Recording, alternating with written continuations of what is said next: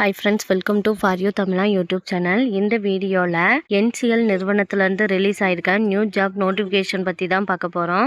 டோட்டலா இதுல 582 வேகன்சி இருக்கு.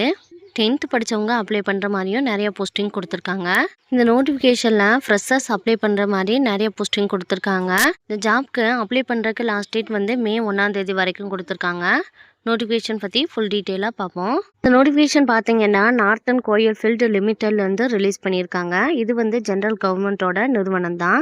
நோட்டிஃபிகேஷனில் டிஃப்ரெண்ட்டு கேட்டகரியில் ஆப்ரேட்டர் போஸ்டிங்க்கும் பேராமெடிக்கல் ஸ்டாஃப்க்கும் ஓவர்சீர் போஸ்டிங்க்கும் நோட்டிஃபிகேஷன் ரிலீஸ் பண்ணியிருக்காங்க.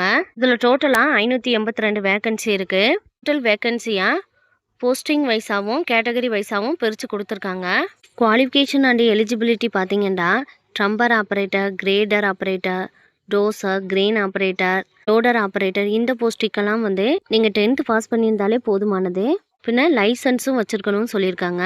ஸ்டாஃப் நர்சிங் போஸ்டிங்க்கு 10th +2 முடிச்சுட்டு டிப்ளமோவில் ஜென்ரல் நர்சிங் அண்டு மிட்வைஃப்ரி முடிச்சிருந்தீங்கன்னா இதுக்கு அப்ளை பண்ணிக்கலாம்.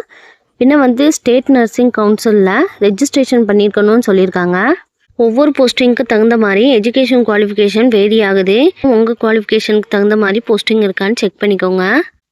அதே பே ஸ்கேல் கொடுத்துருக்காங்க. ஒவ்வொரு போஸ்டிங்க்கு தகுந்த மாதிரி சேலரி கிடைக்குது.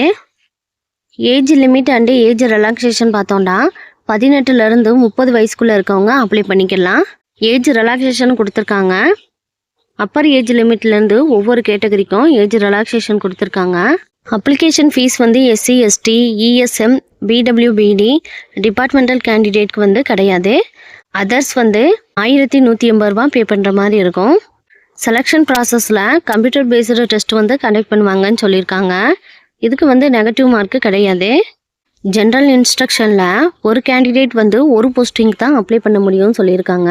ஒவ்வொரு போஸ்டிங்க்கு தகுந்த மாதிரி என்னென்ன டாக்குமெண்ட் எல்லாம் அப்லோட் பண்ணணும்னு சொல்லிட்டு கொடுத்துருக்காங்க. இதை கரெக்டாக செக் பண்ணிவிட்டு அப்லோட் பண்ணுங்கள்.